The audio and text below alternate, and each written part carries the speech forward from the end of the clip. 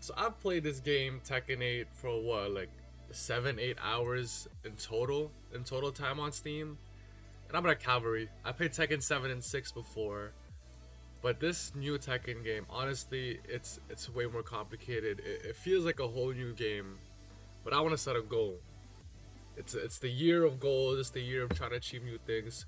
So I'm gonna try to reach ruler, grand ruler. I'm not even gonna say Tekken God. At least ruler rank for Kazuya, which is my main. But apart from this Tekken goal, I think one of the most important things going on right now, we got the World Cup.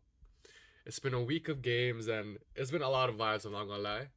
It's been a lot of great games and it's a lot of, not so great games, but that's to be expected. We can't expect all of these World Cup games to be perfect. Now, yesterday, I just watched Canada destroy Qatar 6-0.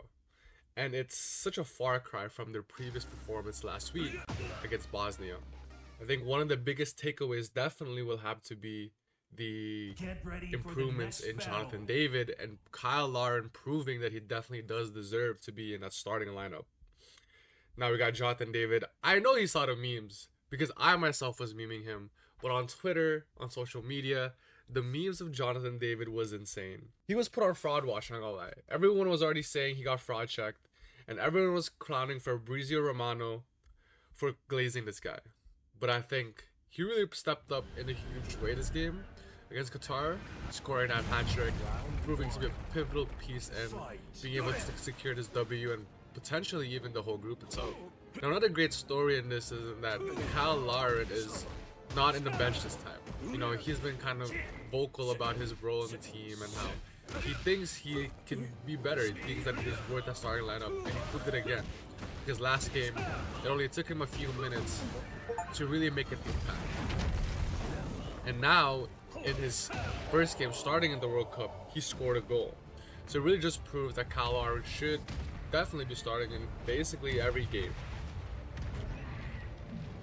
Now I'm not gonna be blind, I'm not gonna be naive and think that this is the best high quality win, because at the end of the day, Qatar's Qatar, right? But it's such a great feeling and it's such a great experience to see Canada actually pull one in their first World Cup win. Because we're not really a soccer nation per se. We're more, hockey and more recently basketball as well. I think one of the great things about also being against this type of team is that we were able to win so dominantly, being able to win on goals scored, but also one of the things that we were worried about throughout this World Cup is if we can even have Alphonso Davies, one of basically our best player in the tournament, be able to play because of the injuries that he's had. And funny enough, yes, it is inflicted by the Canadian team themselves, forcing him to play a few months ago, and there was also that story where even Bayern, I think, was trying to sue Team Canada for it, but thank God he was able to rest and be able to keep those fresh legs for when games are much tougher. Unfortunately, we did suffer a crucial injury in Kone.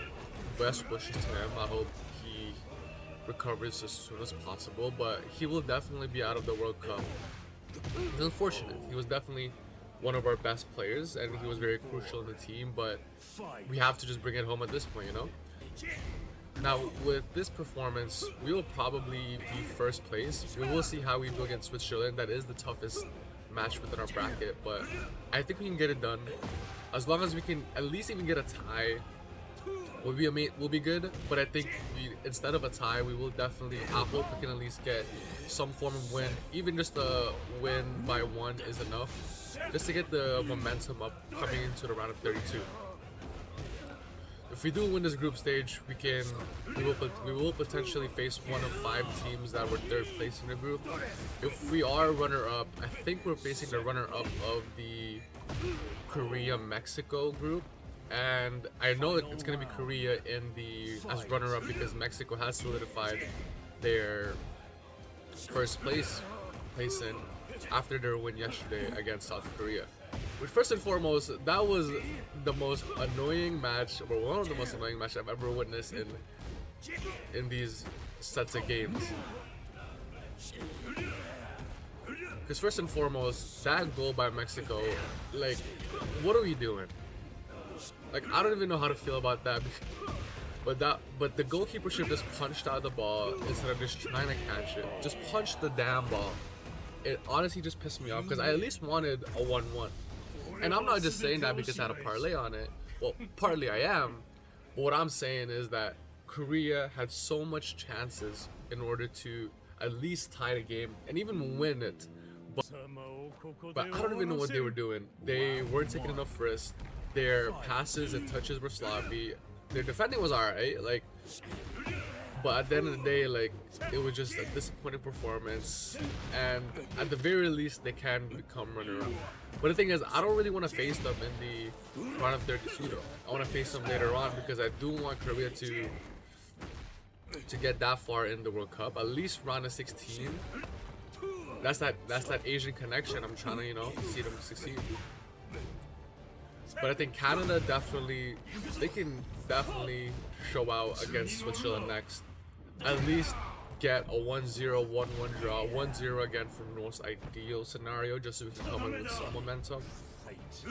Now, out of the host country, I fear USA may have the best showing because their last game, they did amazing, completely destroyed their competition. In their next game, they are against New Zealand, which is a way tougher competition than who they had last game. And I don't doubt that all three host countries will definitely just be in the knockout brackets, the playoffs, whatever you want to call it. Now, the team that everyone's for sure going to be watching is France. Now, initially, that France versus Senegal game, everyone was kind of scared. France was looking kind of quiet in that first half. Mbappe wasn't really doing much of anything. But as we saw in the match, the most important player and deservingly got the award for it, Olise, was just a game changer throughout the game. He was moving around, running like a madman, and he was setting up a lot of different chances for Mbappe. Thankfully, Mbappe woke up in the second half and got it done for France. But Olise was just so clean, man. And I don't even mean to glaze. Nah, fuck that. I am glazing. I genuinely think he is the best right winger in the world. And I'm sorry for the Lamine Yamal glazers. My boy is one, but I think he's just the best in the world. And it's crazy seeing that performance because now we see all these posts on social media about how Real Madrid is working so hard to bring him into the team. But imagine if he does get to Madrid with that Mbappe-Olise connection. That will be insane. But on the right wing, what will happen to players though like Rodrigo? What will happen to players like Endrick? Because it feels like these young Brazilians are just in endless limbo on their careers, and that's why if you're a young player, unless you're already a proven commodity, obviously they're great talents, but if you haven't been that much proven in the world stage or in the higher leagues, going to Real Madrid is honestly just a waste of your time, a waste of your talents, and you can do far better things, honestly, in different teams. Now, I'm not a Real Madrid fan, but I think it'll definitely be fun watching that Olise and Mbappe connection. With one of my best friends, he is a Barcelona fan, so it'll be fun seeing him just absolutely be mad and just be rage baited and just seeing his reactions through the transfer deal if it does happen. Now, Madrid has been doing some weird signings of late.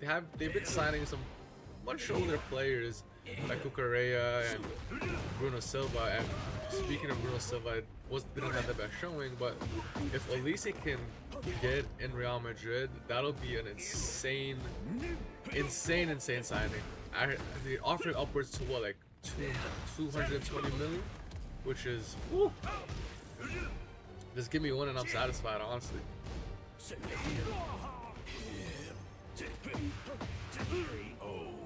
So France looks very strong, but honestly, who I think looks the strongest is England. Because first and foremost, yes, they conceded 2 goals, but it was against Croatia, a team that consistently finishes in the top 8 in the most recent World Cups. Because if you look at the top teams right now, we have France, we got Argentina, Spain. Well, Spain didn't do so well, but we look at Argentina and France, they faced up against 2 African teams that, yes, Algeria, Senegal are pretty decent teams. They're not Croatia. So out of those top teams, I genuinely think that England came out looking the most impressive if you look at the results. If you look at throughout the game wise, like per se, when we're doing the eye test, Argentina definitely looked very impressive, but again, the quality of competition definitely matters.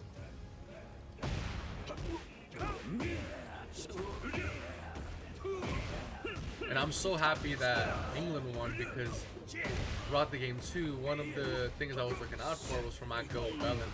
Now, y'all think I glaze Elise, but I glaze Bellingham more than I do that guy. Because for forever, and I will always hold this, I think he is the best midfielder in the world, and I don't care what anyone says. I don't care if anyone says that he's not even a real midfielder or whatever. He is a real midfielder.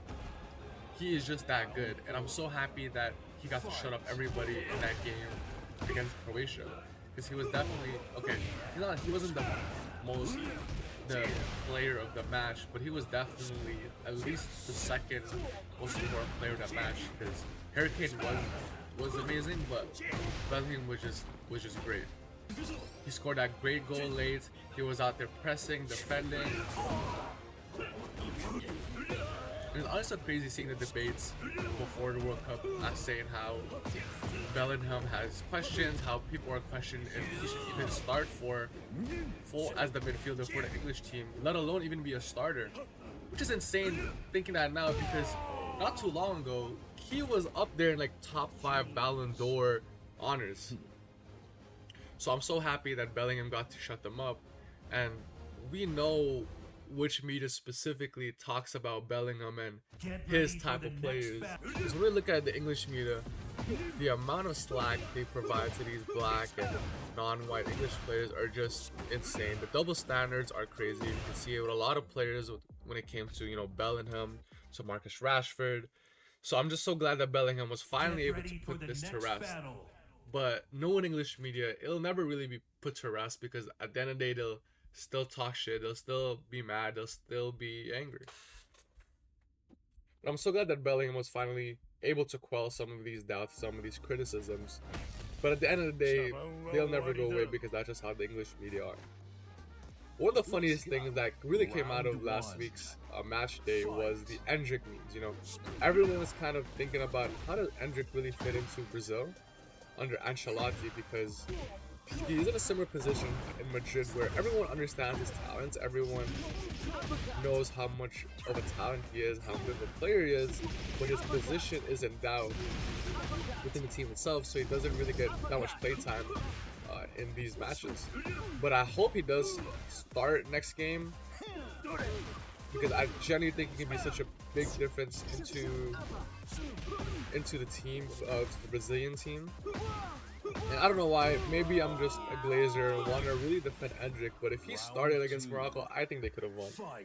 But Morocco is looking good, so I can't even like front Brazil on that one, or I can't even like blame them on that one. But I hope they do take it. They are facing Haiti, so it's much easier team. They should win this by at least 3 points, I'd say, at least 3 goals. And with Haiti being a lesser team within the bracket, I hope Ancelotti at least trusts him enough to put him in the starting spot, get him used to the stage, get him as much more playtime as he can.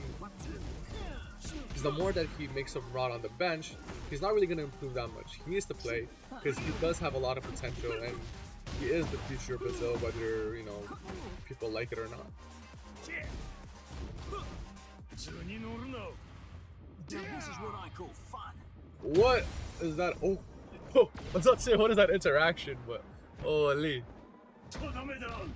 But the Endrick memes are hilarious, and you know, with the Jinchuriki, with these anime comparisons. I think the funniest one was when League of Legends got into the memes and talking about how he's the first clown Mount Targon in order to start the game or something like that. I don't even know.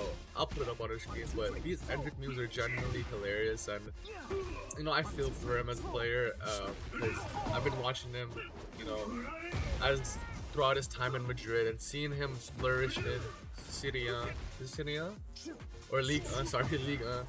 Seeing him flourish there was a breath breath of fresh air, and I was so happy for him. And I hope that here in the World Cup, he can really flourish and be one of the stars for the Brazilian team. But if you look at the top teams right now, you know, Portugal, a lot of people were putting them as the low-key dark horse. Well, not dark horse, because everyone knows, that they have a great team, but still, people were still underrating them. But their performance in their last game was honestly just really pitiful.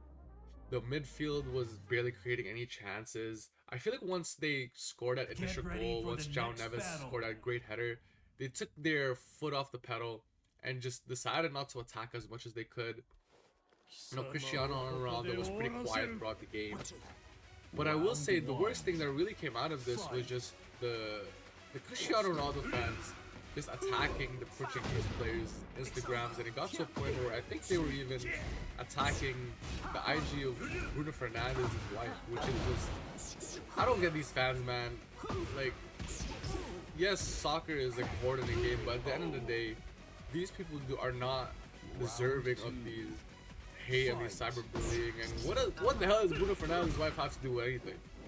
What does she got to do with Ronaldo being quiet? Yes, Bruno Fernandes didn't have the best showing, but still, like, what can we do? Let's just go on to the next match. Like, at the end of the day, that team is probably gonna think it's the round of 32. So let's just relax. Now Spain last game, it's insane. Like, they got completely locked up. Now they are gonna face Saudi Arabia next, so I think they are probably at least gonna score 2 on them. I hope Lamine Yamal starts, because as much as I like to rate my friend as a Lamine Yamal Glazer himself, I do want to see him, you know, show out in the World Cup, because that's what he thinks. He's a pretty entertaining player. He does all the glitz and glam. He's, you know, kind of Neymar's successor. So I hope he starts and, you know, scores at least 1 or assist against Saudi Arabia on the next game.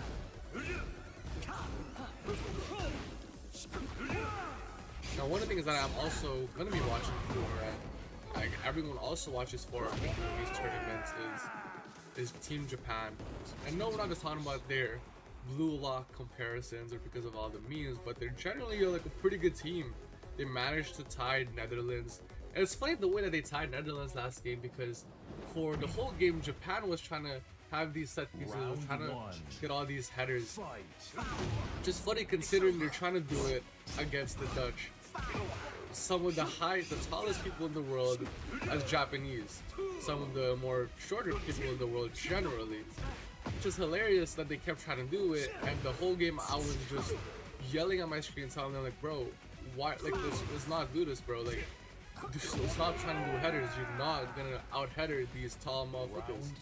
And that was evident as we've seen throughout their multiple attempts, and how Virgil van Dijk scored for Netherlands in the first half on a header. So seeing Japan be able to equalize it 2-2 with a header was just, it was a sight to see for sure. It was kind of sick. It was vibes, not gonna lie. So, you know, we're gonna be watching for them. They're gonna do pretty well. I don't know. For some reason, I feel like their aura this World Cup isn't as much as it was last World Cup. And partly of it too, I think, is that they don't have some of their key players. Like Matoma is out for injury. Endo is injured and I think is effectively retiring from the national stage, which is pretty sad. So they don't have as much aura per se this World Cup, but I think they're still definitely one of the teams that are going to be underrated. We're always underrated, but it's going to be a bit of a dark horse team and will do better than everyone would always expect. But anyways, you know, these next few games, they look pretty good. I'm definitely watching out for that USA match. Hate watching them for sure as a Canadian. We're going to be watching for that, for the Spain-Saudi Arabia match.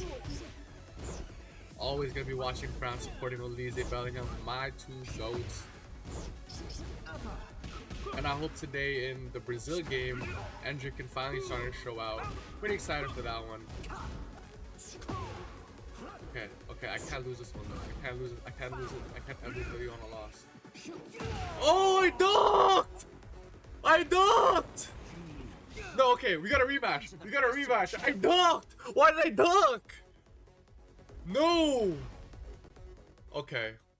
You know what? I can't end it on a Get loss. ready for the The next World Cup talk battle. is over, but I cannot end it on a loss. We gotta get a win on this. One. Fight. Okay, we got a king player. Hopefully he doesn't do his annoying grappling because I'm not gonna lie to you, my counter towards grappling is like horrendous at best. Okay. I got that. Oh, RKO!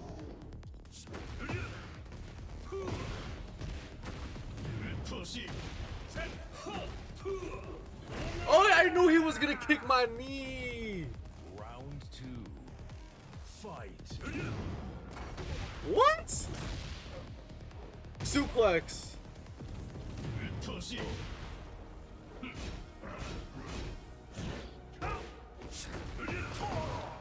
Nice. Kick. Oh. Power bomb. No. No. Oh, Shining Wizard. Oh, tackle. Armbar. Oh, why did I press that button? I'm so cheeks. I'm cheeks. I'm bad. I'm bad at this game. I'm horrible at this game. I'm horrible at this game.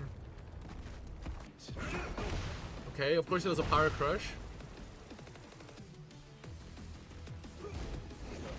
Okay, let go of me. Let go of me.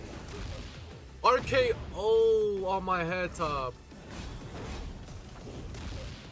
RKO on my head top again.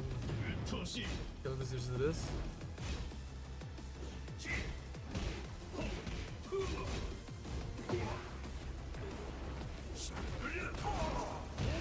Okay. Okay, let me get a rematch because I don't think I can do better than that. I can do better than that. I can absolutely do better than that. There is no way I'm gonna lose to big. Who is he trying to cosplay as? Honestly, is this a promotion match? Let's get it.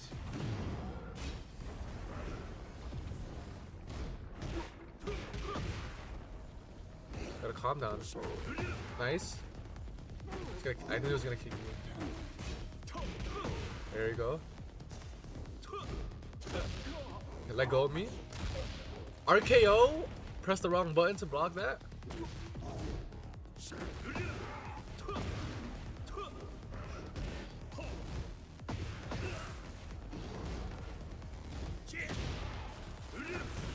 Okay, that's round one. That's round one. That's round one. Let's get it. Let's get it, boy.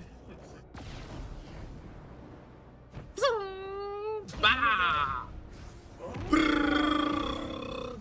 Boom! Alright, that's round one. That's round one on your head top, boy. Is that all you got? Is that all you got? Counter! Oh, I missed the combo. Kick. Okay. Watch this. Bro, what are you doing? Oh, that doesn't reset that? Oh my god, I perfect your ass! Round three. Let's get it. Fight. Okay, let go of me.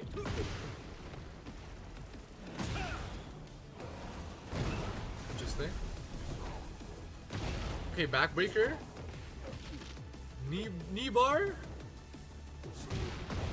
Okay. Okay, back kick. Okay. I'm gonna get. Oh my god, I pressed the wrong button. Oh, I didn't press the wrong button.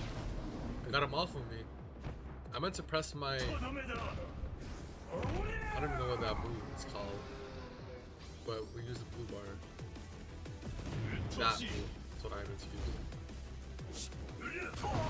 Oh, he pressed the button! He pressed the button!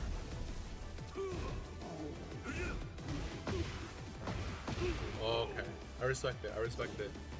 I'm gonna end your promotion. You're not getting this promotion, buddy. Okay, that's it. I'm ending the video. I'm ending the video. I'm ending this. I'm ending this. I'm ending this.